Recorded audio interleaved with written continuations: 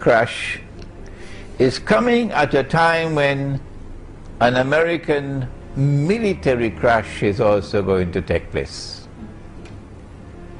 It's not just the US dollar that's going to crumble. No. That the United States has been led by its nose to a trap where it will overextend itself. And the one that is leading the United States, I hope they're listening to me in the American Armed Forces, the one who is leading the United States to a military trap are the Zionists who control the US Congress.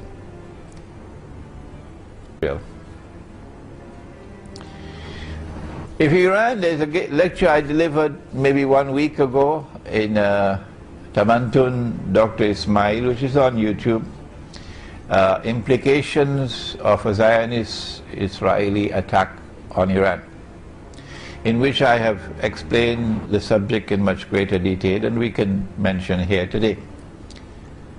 That as soon as Israel attacks Iran, and I am anticipating that Israel would not want to deliver a knockout blow to Iran, because Israel wants Iran to remain strong. Why? Because Israel knows that Iran is going to respond by attacking the American troops in Iraq, where Iran has the advantage of geographical position. And Iran has the second advantage of the majority of the population of Iraq will be supporting Iran, because they are Shia in the past. I am anticipating that Iran will also attack and take Bahrain, which should not be easy for them. That should not be difficult for them. And once Iran takes Bahrain, remember again the same situation, that in Bahrain the overwhelming majority would be in support of Iran, and a small and strange minority of oppressors would be opposing Iran in Bahrain. So Iran will have the majority population of Bahrain on its side, because they're mostly Shia. Once Iran takes Bahrain, then Saudi Arabia, which is now, after India, Israel's most strategic partner in the world, Saudi Arabia will now call on the United States. It's probably already prearranged. Maybe they have a secret defense treaty. And the United States Congress will ensure that the United States Army, armed forces have to respond and send American troops into Saudi Arabia. And guess what's going to happen? The United States, I am anticipating, is going to face military defeat in Saudi Arabia and Iraq from Iran, because the advantage is on the side of Iran. And if the United States uses nuclear weapons, that's it for Uncle Sam, because the advantage is on the side of Iran. And if the United States uses nuclear weapons, that's it for Uncle Sam. And so we see not only a financial crash taking place, but also a military crash about to take place. So we can see the pieces coming together. What's going to happen when Iran is attacked?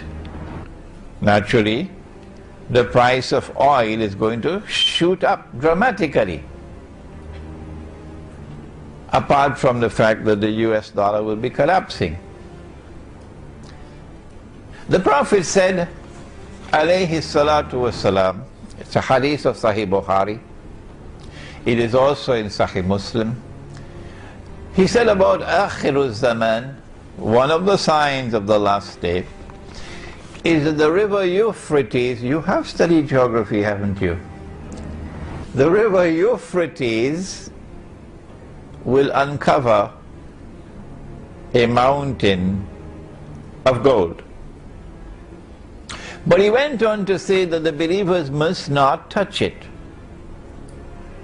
We can understand if the gold came from the bank and it's riba, You don't touch that. But this is not coming from a bank. This is not the bank of Euphrates, this is the river. So this can't be haram gold. No, this is halal gold. Well then why did he say that the believers must not touch that gold? He said that mankind will fight over that gold, and that 99 out of every 100 will be killed. Which means that it's not going to be conventional warfare, because conventional warfare don't kill 99 out of every 100 combatants.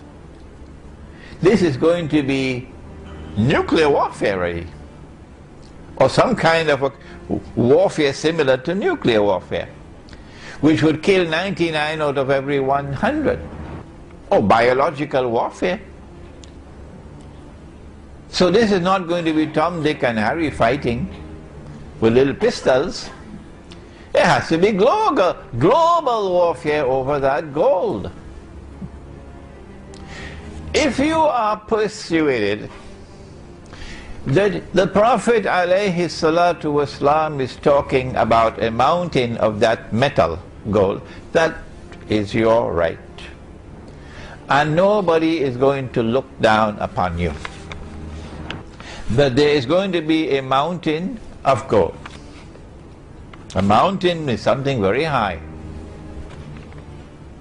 And it's going to come from the river Euphrates. Or maybe you might want to say, well, the Prophet ﷺ is using symbolic language when he used the word mountain. And then what he meant was a large amount of gold, because gold is normally underground, under the river. So a large amount of gold is going to come from underneath the river. Maybe you want to use that kind of interpretation of the word mountain. But there are some who say, no, mountain is mountain. And you have no right to interpret the word mountain to mean large quantity. That it is correct. I can't do more than that, can I? I want to suggest to you that not only is the word mountain being used symbolically, but also that the word gold is also being used symbolically. And that what the Prophet ﷺ is speaking of is black gold or oil.